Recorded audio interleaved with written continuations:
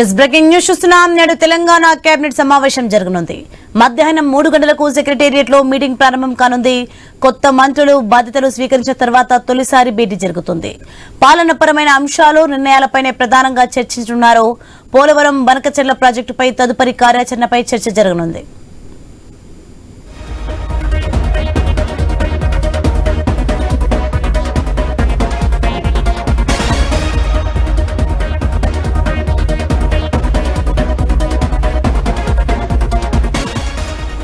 Yes breaking news చూస్తున్నాం.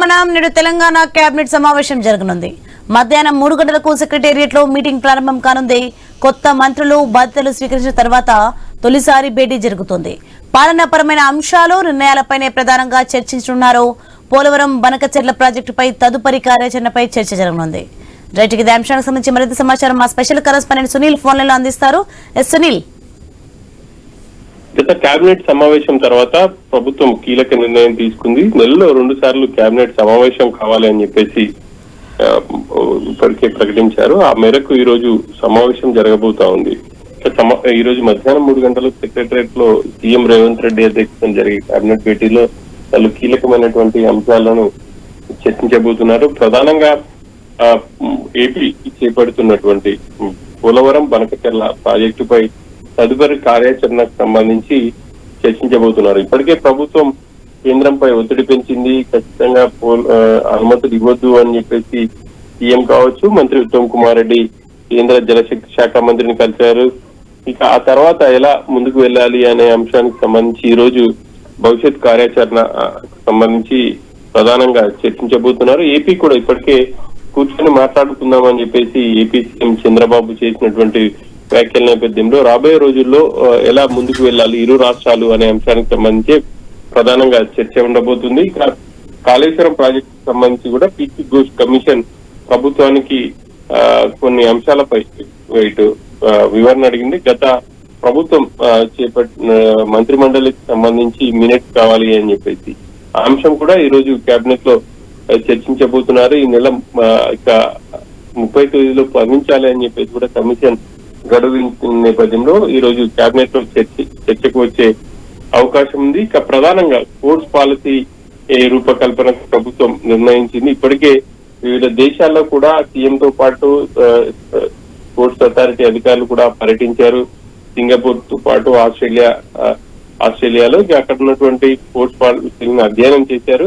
Telangana sports పాలసీని రూపొందించి అమలు చేసే దిశగా కసరత్తు అయితే చేయబోతున్నారు. ఇంకా ఇంకొక అంశం రెవెన్యూ సదస్సులు. ఇప్పటికే భూభారతి చట్టాన్ని రాష్ట్ర వ్యాప్తంగా ప్రభుత్వం అమలు చేస్తుంది. అందులో భాగంగా రెవెన్యూ సదస్సులు నిర్వహించారు. దాదాపుగా 9 లక్షలకు పైగా దరఖాస్తులు అయితే వచ్చాయి. ఆ దరఖాస్తులు పరిశీలించి తదుపరి ఎలా ముందుకు వెళ్ళాలి అనే అంశానికి సంబంధించి కూడా చర్చించబోతున్నారు.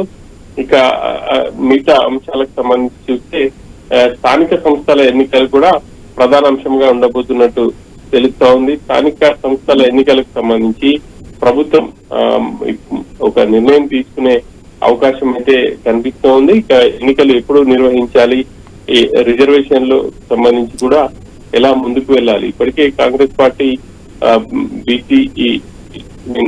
బీసీలకు 42% రిజర్వేషన్లు కల్పిస్తామని స్థానిక సంస్థల్లో ప్రకటించింది. ఆ మేరకు వెళ్ళాలా, లేకపోతే గత ఎన్నికల్లో ఉన్నటువంటి రిజర్వేషన్ అమలు చేయాలా అనేది ఒకవైపు ఉంటే, మరోవైపు హైకోర్టులో ఈ అంశం పెండింగ్ లో ఉంది.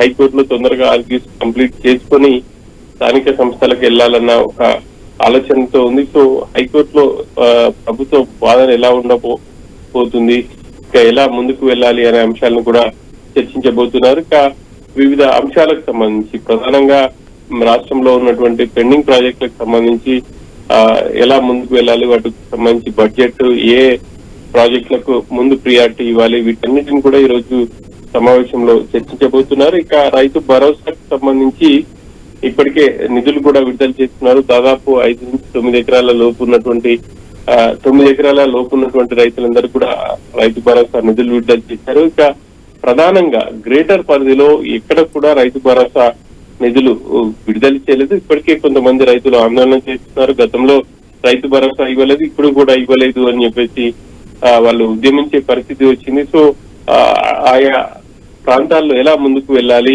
ఎటువంటి కార్యాచరణ రూపొందించాలి అన్న అంశానికి కూడా ఈ రోజు కేబినెట్ లో చర్చించి ఒక నిర్ణయం తీసుకోబోతున్నారు. Okay right, thanks for the information Sunil.